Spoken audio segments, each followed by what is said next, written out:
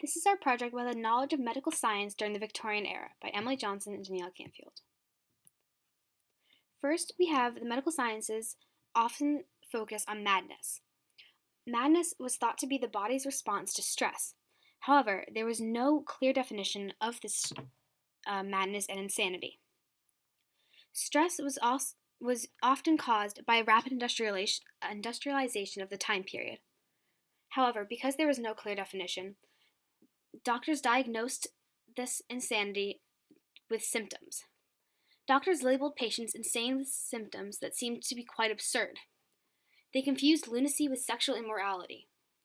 Doctors knew little about this idea, and therefore it was difficult to distinguish between those sane and those mentally disabled. To be convicted of madness, you first had to be accused by someone. During this time period, women were often convicted if they had too much passion. Women were kept inside all day and had passions beyond those who were allowed out, and therefore showed some of the same symptoms as insanity. However, because it was difficult to distinguish between the insane and the stable, there were many wrongful convictions. These convictions caused the public to be scared that it would happen to them.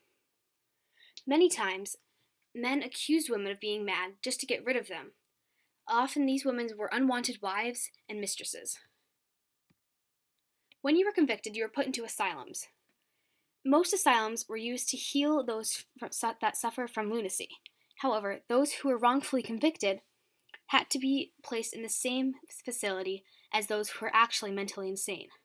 These caused the people who were wrongfully convicted to be scared of those who were not. Doctors often practiced mental management. This management allowed the mentally insane to be healed and returned to society. And while a number of people were sent to the mental asylums, it increased in the 19th century due to an act Parliament made possible that opened the doors to insane and the poor. This act happened in 1845. The public also had a paradoxical fear of mental confinements. This has to do with being wrongfully convicted, as well as the fear of being hurt when you were put into the asylum. In connections to Jane Eyre, Mr. Rochester decided his first wife was insane. Therefore, Bertha was locked up in this asylum in the attic and kept away from real life.